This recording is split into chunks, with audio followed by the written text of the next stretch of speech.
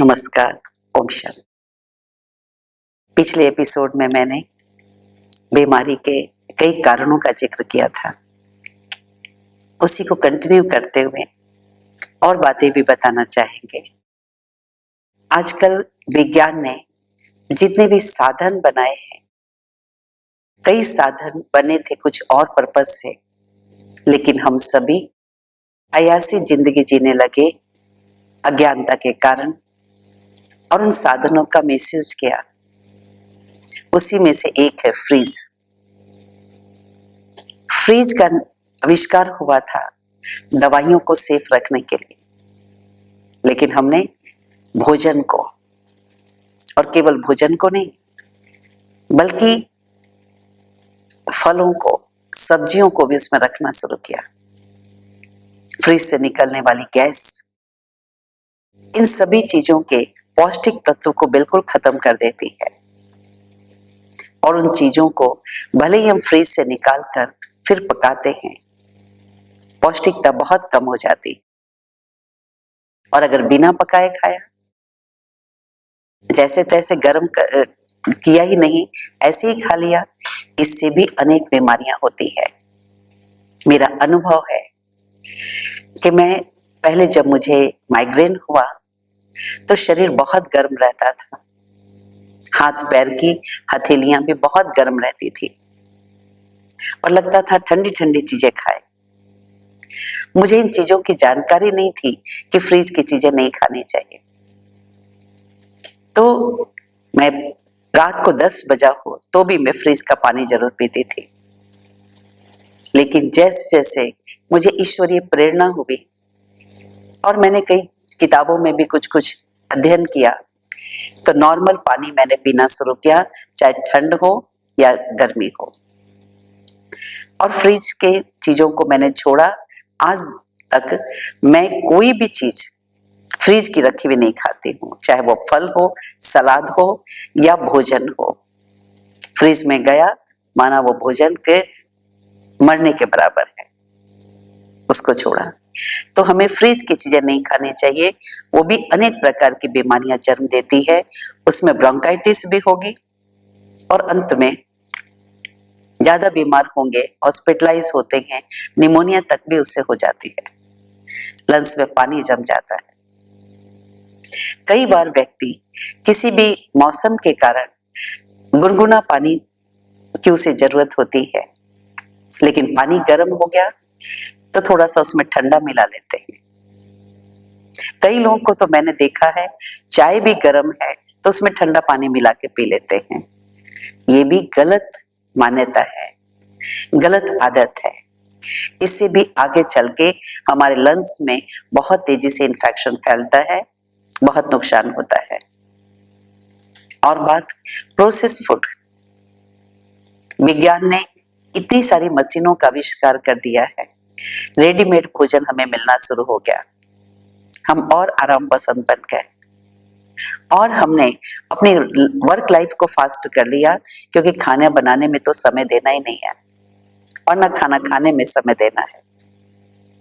Process food जिसे preserve करने के लिए केमिकल भी डाला जाता है, तो वो सभी चीजें जिसमें कि रिफाइन होता है, नमक होता है, चीनी होती है, मैदा होती है, ये सब प्रोसेस फूड, नमक भी बहुत ज्यादा, ये सब चीजों के केमिकल्स के उपयोग के बाद जो चीज बनती है टिकती तो बहुत दिन तक है। लेकिन हम इस चीज पर क्यों नहीं ध्यान देते कि वो सही सलामत दिखने वाली चीजें लंबे समय तक टिकती है। इसका मतलब जब हमारे पेट में जाएगी तो आंतों में भी तो बहुत दिनों तक टिकेगी। तो कॉन्स्टिपेशन का कारण वो भी तो है। और जॉइंट्स पेन क्यों हो रहा है? क्योंकि हमारी आंतों में जमी हुई गंदगी हमारे ब्लड के द्वारा सारे बॉडी में भ्रमण करती है, और जहां पर वो जम जाए अनेक बीमारी का रूप होता है।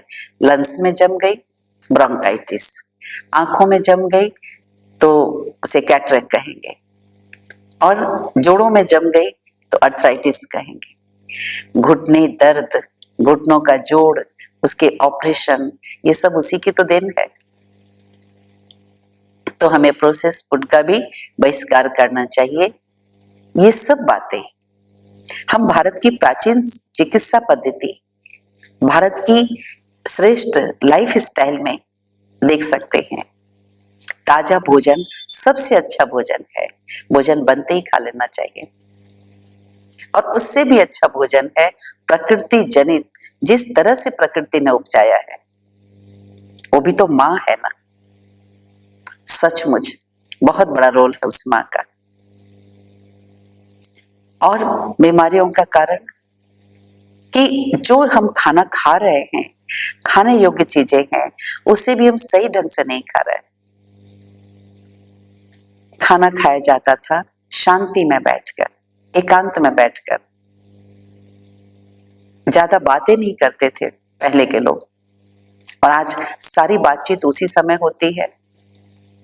ठीक है, बातचीत करना भी जरूरी है आज के समय के अनुसार, लेकिन आप ट्राई करके देखें, दिन भर की दिनचर्या का कोई एक मील, स्नैक्स या चाय, जो भी आप लेते हैं, चाय की बात भी हम बाद में करेंगे, कुछ भी आप ड्रिंक लेते हैं, पानी भी पीते हैं, कुछ भी आप एकांत में बैठ कर करके देखें, मौन में रह कर करके देखें, उससे आपके स्वास्थ्य में बहुत लाभ होगा। कोशिश करें कम से कम बात करें उस समय, कम से कम माइंड को इधर उधर घुमाएं, मोबाइल को भी स्विच ऑफ करके रखें या साइलेंस में करके रखें, और भोजन को प्रेजेंट माइंड होकर, टेस्ट लेकर, चबा चबा के खाएं। दांतों को यूज करेंगे चबाने में, तो आंतों को मेहनत कम करनी पड़ेगी, आंतें स्ट्रांग रहेगी। हम दांतों को यूज नहीं करते हैं, तो दांतों से हमारी आंखों का भी कनेक्शन है, ब्रेन का भी कनेक्शन है, वो भी धीरे धीरे अपनी एक्टिविटी को कम करता जाता है। उसके बाद है खाना कैसे है। या तो हम अपने थाली में सलाद रखते ही नहीं है, कई लोग बिल्कुल सलाद नहीं रखते और डायरेक्ट हम पकी हुई चीजों को खाते हैं। तो पकी हुई चीजें चिपचिपाहट पैदा करती हैं आंतों में, फिर वही बात कि हम आंतों में कॉन्स्टिपेशन का आह्वान कर रहे हैं। तो थोड़ा सा सलाद जरूर खाना चाहिए, कम से कम, ज्यादा नहीं तो थोड़ा जरूर खाएं, लेकिन सलाद पहले खाना चाहिए। कई लोग बीच बीच में सलाद खाते हैं और कई लोग बाद में सलाद खाते हैं। तो बीच बीच में खाना या बाद में खाना नुकसानकारक है। ध्यान दीजिए कि भोजन पचने में कम से कम 5 घंटे लगते हैं, कम से कम 5 घंटे। कोई कोई आइटम को पचने में और देरी लगती है। अगर हमने भोजन करने के बाद सलाद खाई है या फल खाया है, रिजल्ट क्या होगी? भोजन को पचने के बाद फल और सलाद की बारी आएगी पचने की, तब तक वो चीजें पेट में सड़ रही होती हैं। कोई भी फल आपने देखा होगा कि, या सलाद को देखा होगा, अगर काट के छोड़ दिया गया 4-5 घंटा, तो उसकी सूरत शक्ल कैसी हो जाती है, खाने की इच्छा नहीं होगी। तो वो चीजें पेट में पड़ी पड़ी सड़ रही होती है, तब गैस होती है। और हम लोग दोष देते हैं पूरे भोजन को कि आजकल का पानी ठीक नहीं है या भोजन ठीक नहीं है, इसलिए गैस होती है। फिर हम डॉक्टर के पास जाते चेकअप कराने। तो ये बदलाव ला के देखें। पानी भी पीना है तो पानी को कभी भी भोजन के साथ साथ नहीं पीना चाहिए। आपको प्यास लगी है, 20 मिनट पहले पी लीजिए। भोजन में भी कुछ लिक्विड चीजें जरूर हो। कई लोग सूखी सूखी चीजें खाते हैं, तो आंत को तो पानी चाहिए चाहिए, उसे पचाने में नहीं तो दिक्कत होगी अगर हम कोई लिक्विड नहीं देते हैं तो। इसलिए रस वाली सब्जी हो साथ में तो अच्छा है, और चबा के खाए ताकि लार साथ साथ भोजन के हमारे पेट में जाए। हमारे मुंह की लार हमारे स्वास्थ्य के लिए, पाचन शक्ति के लिए बहुत अच्छी है। उसके बाद देखते हैं कि भोजन के साथ साथ अगर हम पानी पीते हैं, उससे खाना पचता नहीं है, सड़ता है। और कोलेस्ट्रॉल भी उसी से और तेजी से बढ़ता है। इसलिए कभी भी भोजन के बीच में पानी न पिए। बाई चांस इमरजेंसी हो तो एक घूंट ले सकते हैं, लेकिन नहीं तो नहीं। इसमें और चीजें ली जा सकती है, जैसे छाछ लिया जा सकता है, लेकिन छाछ में हम कहेंगे पशुओं से निकले हुए दूध की छाछ नहीं। आप ड्राई फ्रूट को भिगो के उसकी भी बना सकते हैं। आप नारियल के दूध को निकाल के, नारियल को पीस के उसके दूध बने और उसमें आप नींबू और नमक थोड़ा डाल लीजिए, तो वो भी छाछ का काम करेगी। उसको पतला करके वो भी आप थोड़ा ले सकते हैं।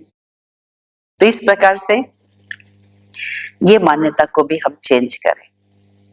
उसके बाद बीमारी का कारण ये भी होता है कि हमने ये मान लिया है, रॉन्ग बिलीफ सिस्टम, भूख लगे तो खाना जरूर चाहिए।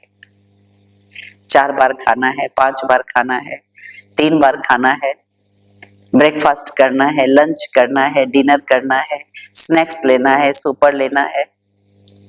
ये आज के युग में गलत मान्यता बन गई है। हाँ, किसी किसी देश के लिए ये चीज ठीक हो सकती है, लेकिन हमारे भारत देश और आम सभी देशों के लिए ये चीज ठीक नहीं है। तो कई सोचते हैं नहीं, भूख लगी है तो खाना जरूरी है।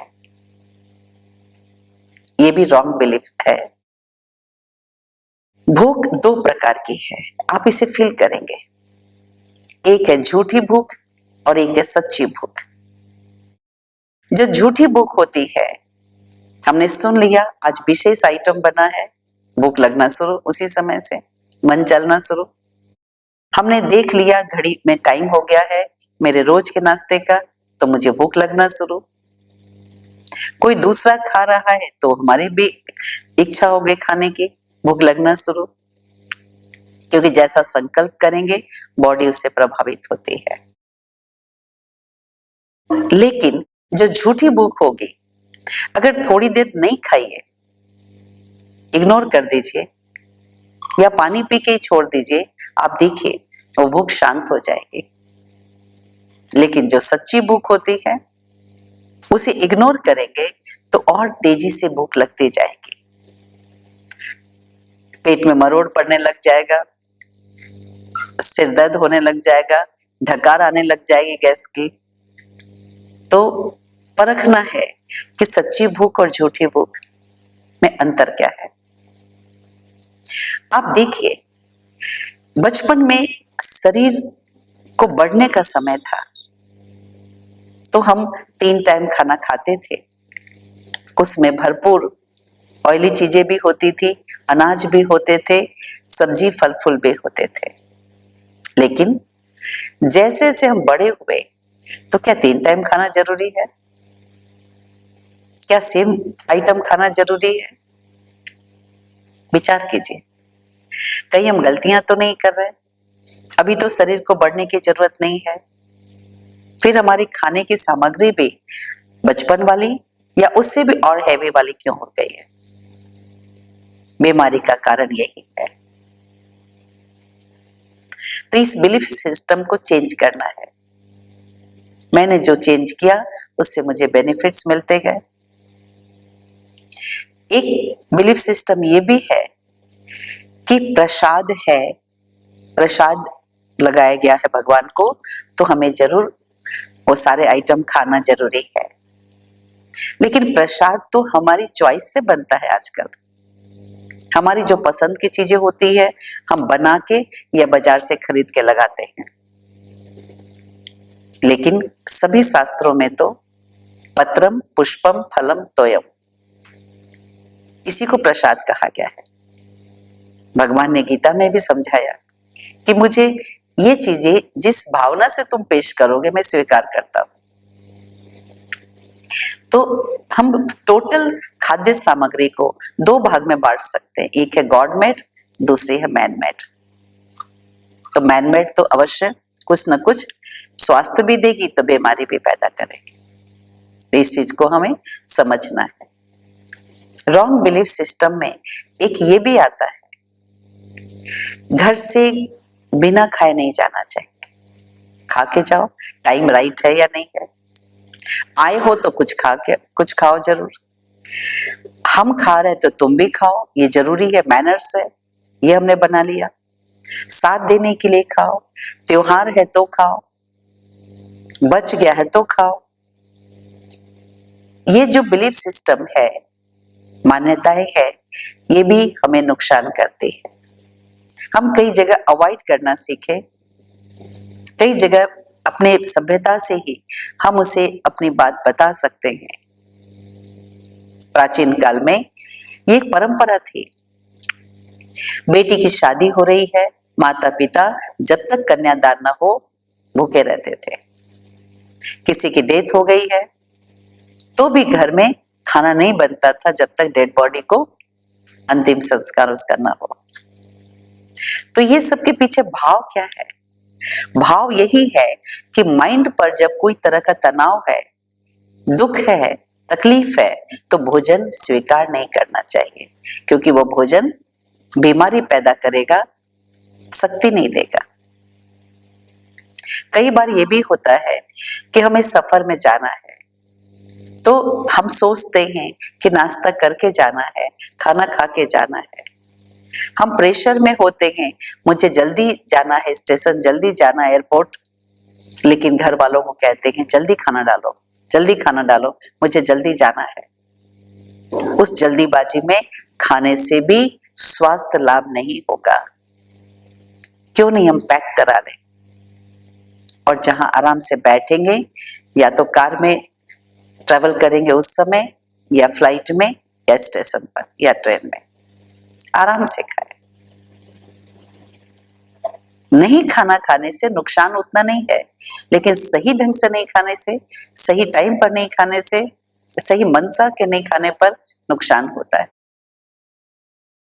लोगों ने मान लिया है कि बहुत जल्दीबाजी करने से हम बहुत कुछ अचीव कर सकेंगे, लेकिन आज के समय में गैस का, एसिडिटी का और अनेक प्रकार की बीमारियों का कहीं ना कहीं कारण है हरी, करी एंड वरी। जल्दीबाजी, चिंता और चटपटी चीजें, बहुत खट्टा, बहुत तीखा, बहुत ऑयली, जिससे भी बीमारियां तेजी से बढ़ रही। एक रॉन्ग बिलीफ सिस्टम ये भी है कि लोग समझते हैं कि फल और सलाद तो पानी है, अनाज तो खाना जरूरी है। फल और सलाद तो पानी है, अनाज तो खाना जरूरी है। एक छोटा सा एग्जाम्पल मैं देती हूँ। बिल्डिंग बनानी होती है, बिल्डिंग में ईंटा, गिट्टी, सीमेंट, बालू, लोहा ये सब लगता है, परंतु स्ट्रक्चर बनने के बाद क्या करते हैं? स्ट्रक्चर बनने के बाद केवल प्लास्टर होता है, और प्लास्टर होने के बाद क्या करते हैं? वो सब सामान हट जाता है, केवल पेंटिंग, और पेंटिंग के बाद केवल सफाई। ऋषि मुनियों ने भी हमारी वही रूटीन बनाई थी। बचपन में जितना खाना हो, घी, तेल, दूध, दही, फल, सलाद खाया। धीरे धीरे उम्र बढ़ी तो फल और सलाद की मात्रा बढ़ाए, अनाज की मात्रा कम करे, अनाज की मात्रा कम करे, और फिर जैसे जैसे और बड़े होते हैं अधिकतर उपवास करें। भूख लगे तो खाना और प्यास लगे तो पानी। इस सिद्धांत को पालन करके देखें तो स्वास्थ्य हमारे कदमों में होगा। व्रत से हमारे आंतों की सफाई होती है, ऑटोमेटिक गंदगी जल जाती है और हम और अधिक एक्टिव बन जाते हैं। आज के एपिसोड में इतना ही, फिर आगे हम बात करेंगे कैसे हम अनेक बीमारियों से छुटकारा हमने पाया और आप भी पा सकते हैं। नमस्ते। ओम शांति।